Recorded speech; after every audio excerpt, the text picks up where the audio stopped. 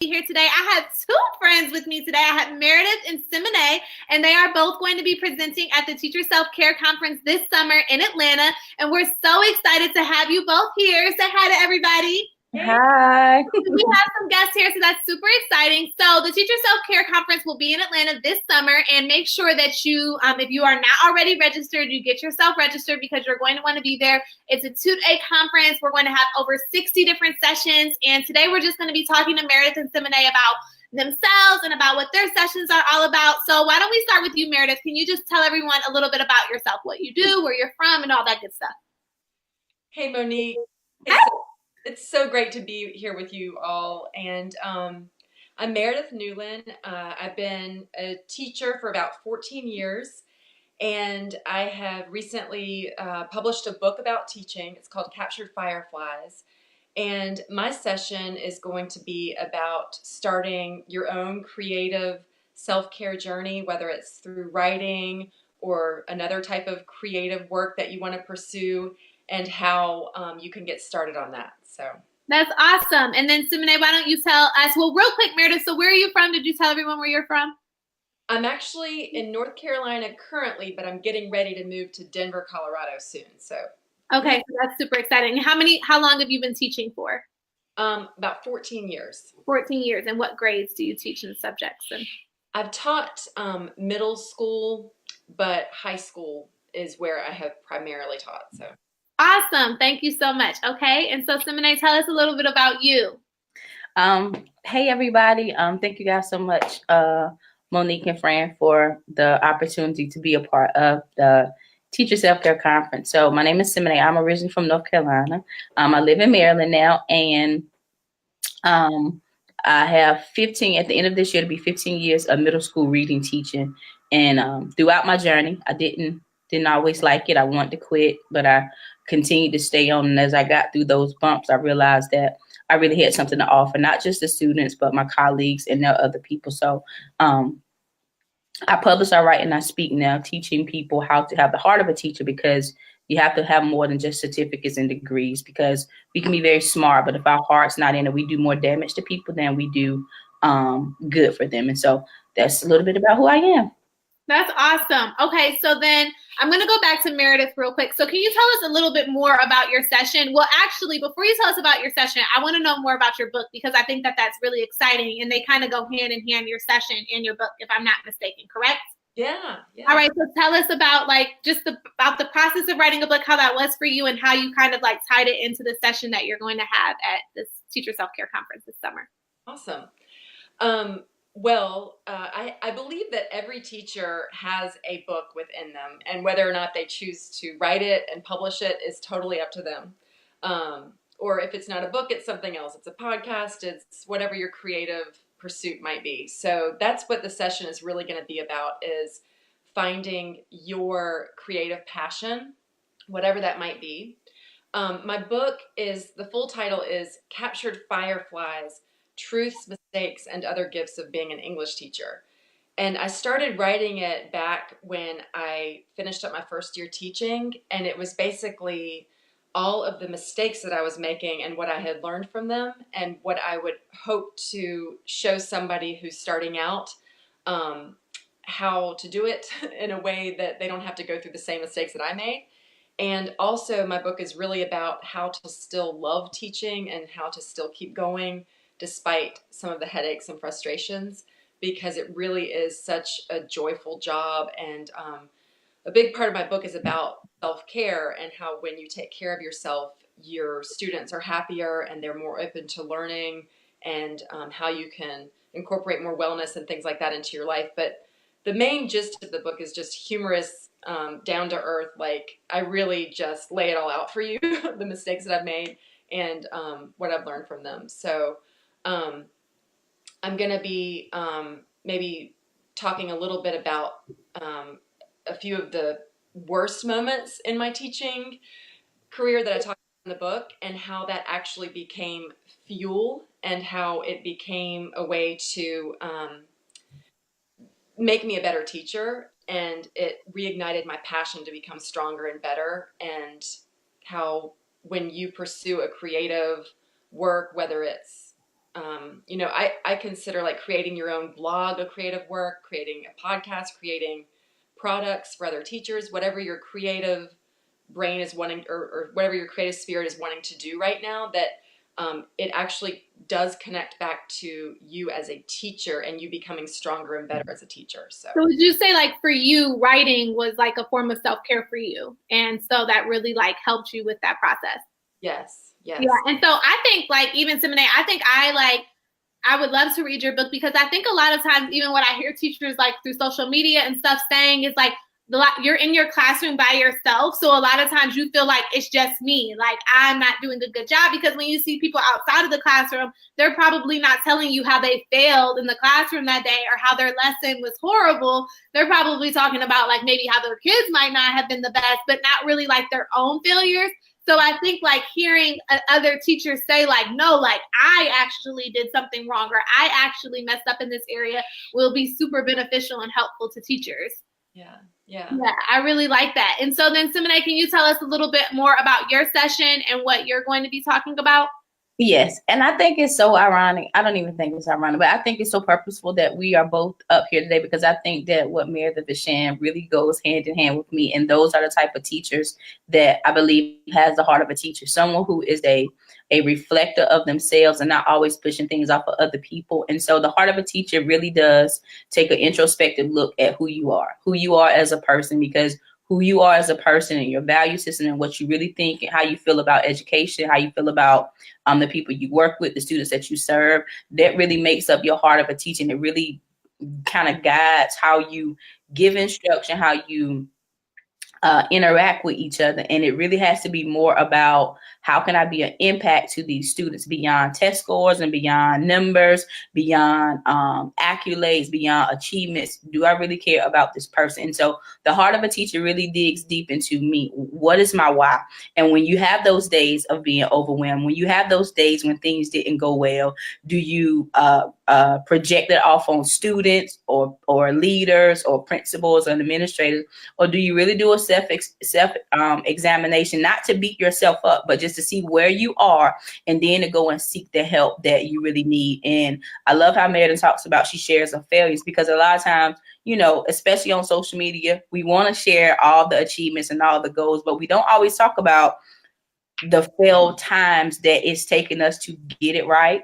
And the heart of a teacher is really going to let you do an introspective look at yourself, see what your weaknesses, see what your strengths are, how you can maximize your strengths, and then find support in other areas to get your weaknesses. And part of that self-care for me was writing, to be able to express it. And then it became speaking about it. And the more I spoke about it and the more I shared my struggles, I found so many other people just like me. And I was like, oh my God, I used to think it was me. Because again, being in the classroom, you don't get to interact with your colleagues or your coworkers. And then sometimes when you have walkthroughs or, you know, informal evaluation where you can go and see your colleagues, a lot of times they're very insecure. They feel like it's a tool of evaluation. So they put on, you know, this show for you, and you never really get to see really what they're doing. But the heart of a teacher really digs in your why. How can we help you to refocus your original intent of being there? And then what are some tools we can put in place to make sure that when you do get burnt out, when you do feel overwhelmed, when you really do have a bad day, how can you go back and take that as a way to grow, take that as a way to learn from it, to turn around and then go help somebody else through coaching or mentoring or writing a book or doing a blog or going to a conference to really share, these are some things I did and this is how I got here. But before I got here, there was a lot of speed bumps that I had to go over. Mm-hmm. And so then I guess my question for either one of you would be, like, you're presenting on these topics and you're talking to people about them. And sometimes I think that when people see people who have been teaching for a while and, you know, have kind of figured out like what it is that they do to help, that they also don't realize like you still encounter speed bumps along the way. And would you agree with that? Like there are still times where you have to like remember your why, or you also fail and things like that, or either one of you? Yeah. I can speak to that. Because I think that when I kind of stay close to those mistakes, like it's just like I keep it fresh. Like I actually talk about that in my book, to be a lifelong learner and to learn from mistakes. Mm-hmm. And think that I've got it all figured out, because once I go there, things just blow up in my face in one way or another. And I thought I had it all figured out, and I learned very quickly, no, you need to go back to the drawing board. You need to reach out and connect with other teachers and learn from them, and ask your students what's going on. There's just so many strategies. But I think one of the biggest strategies is to not beat ourselves up, because I know teachers who are 20-year veteran teachers who have been teachers of the year like 3 times, and they still go home crying some nights. And I look at them and I'm like, oh, they seem to have it all figured out. And when they open up to me and tell me, no, I really struggled, it just makes me admire them even more. So I totally believe in, keeping it fresh with always having something new to learn and never feeling like we've got it all figured out. Like the speed bumps are real. So I agree with that. I definitely I get messages, and not even just about teaching sometimes, but I try my best to be positive, but I also am I'm probably overly positive when I'm open on social media, because of course I'm not going to be negative and some people are that way, but you know what I mean? And so I'm always remember, I'm human too. I wake up on the wrong side of the bed too.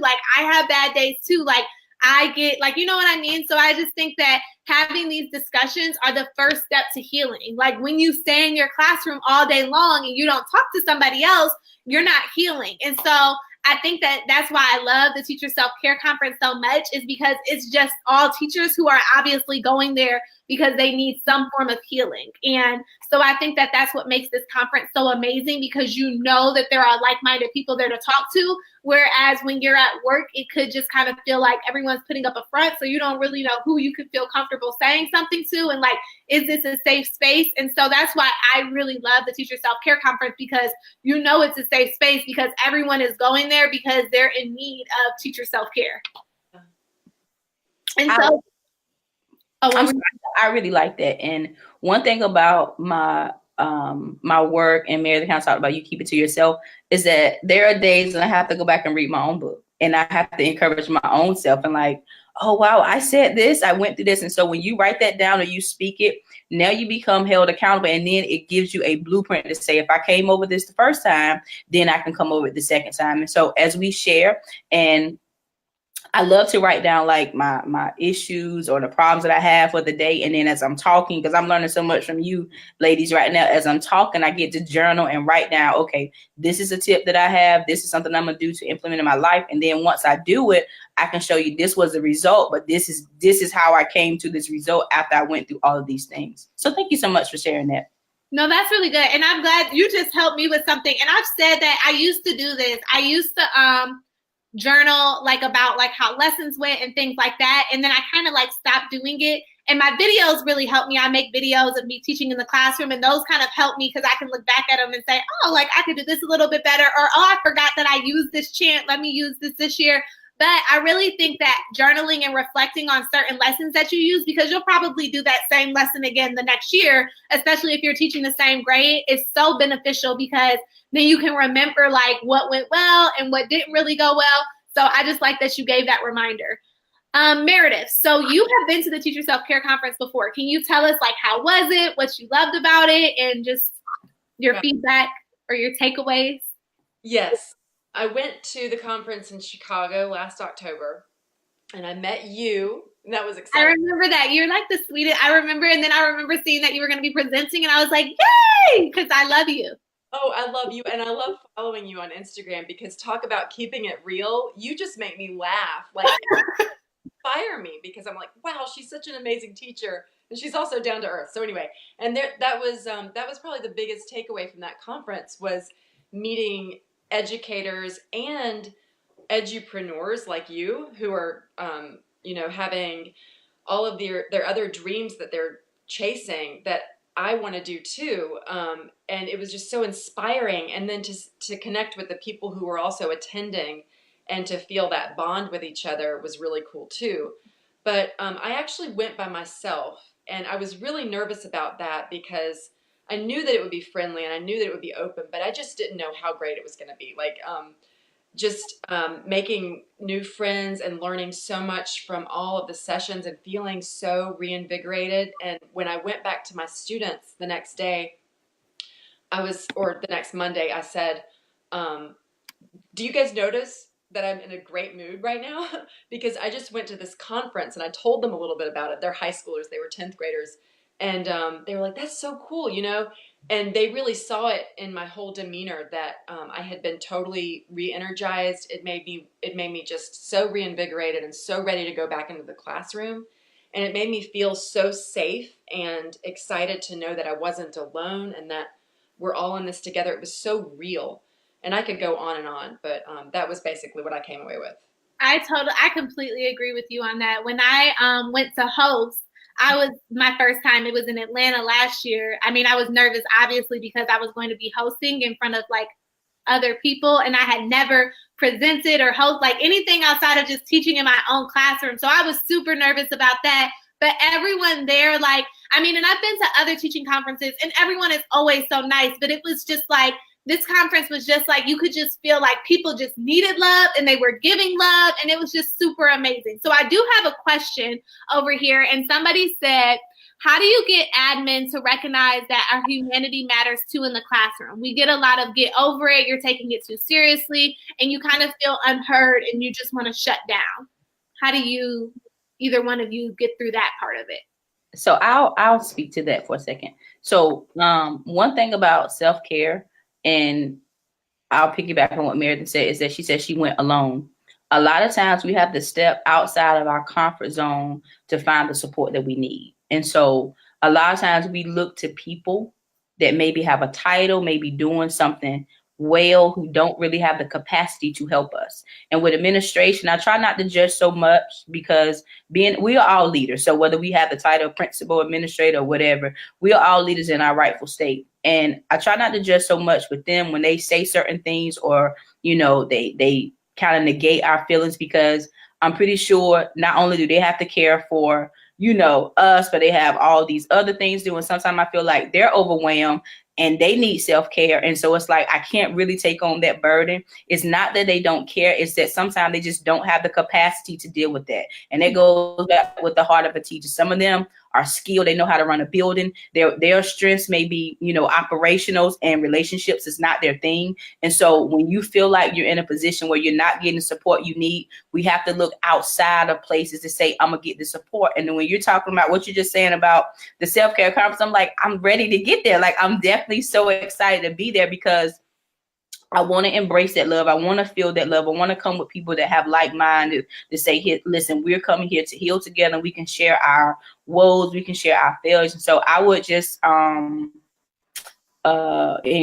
encourage, I think it's Ruth, I would encourage Ruth to look outside of your building, look outside of even sometimes your district or your school to get the support you need. Because one, when you talk to other people, they can really give you a non-biased answer, and they can be straight up with you, because they don't know your principal, they don't know your leaders, and they can say, hey, and maybe I've been through this situation, and you can really be open to share one without feeling like, if I go back to school the next day, I'm going to hear it in the staff meeting, or I'm going to get a subliminal email. But you're free to go share that with people who don't know, not in your circle, and then you can really get the support you need. So I would encourage you that if you're not already registered for this conference, then definitely get there, because I believe you're going to find the support that you need. No, and I completely agree with that, because I know there are amazing teachers in my school, but sometimes I just felt like that same thing, like, I don't know if I want to talk to them about this, because you get nervous, like, are they going to go and say something to someone else? Like, you know, it's just like a professionalism thing and things like that.